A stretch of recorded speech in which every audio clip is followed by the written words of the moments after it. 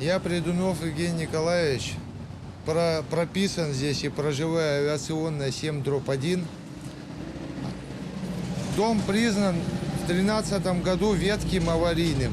Жарников Николай Иванович, бывший директор департамента жилищных отношений, специально не признавал наш дом ветхим аварийным, и мы не попали в программу переселения.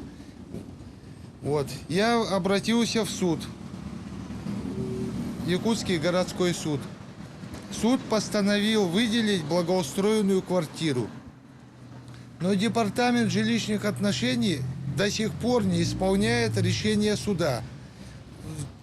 В 2013 году, 6 августа, скончалась моя мама, Придунова Наталья Алексеевна. Она скончалась, а у нее обнаружили рак поджелудочной железы. Мы проживаем в этом доме уже 15 лет. Нам не дают, не переселяют в нормальную благоустроенную квартиру.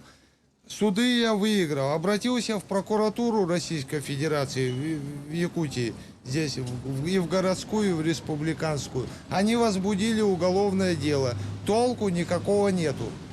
Я бы хотел обратиться к Владимиру Владимировичу Путину. Владимир Владимирович, приедьте сюда в Якутск и лично возьмитесь за этот вопрос, потому что в мэрии я был у Игнатенко Сергея Сергеевича, первый заместитель мэра. Мэр меня вообще не принимает, он не принимает. Они говорят и пишут, что у них нету средств из федерального бюджета, нету средств на переселение. Дома хорошие построили, по Лермонтова, хорошие, отличные дома. Но туда нас не переселяют. Владимир Владимирович, приедьте сюда, дайте им денег, дайте из федерального бюджета, и пускай расселят этот дом, авиационная 7/1.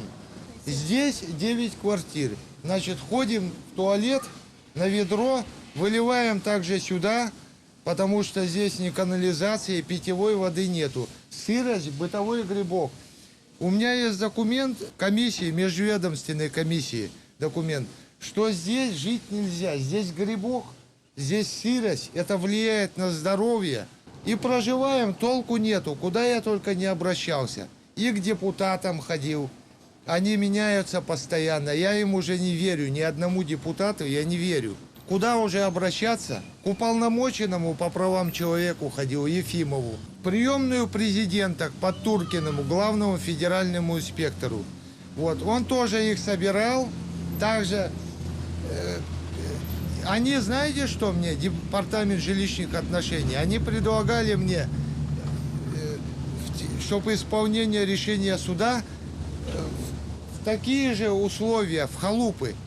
Мне положено, я сам инвалид после аварии у нервопатолога, принимаю лекарства. Мне положено по закону, по всем законам, благоустроенную однокомнатную квартиру. И вот жители тоже, вот здесь вот болеют туберкулезом болеют. Как жить-то дальше, я сам не знаю.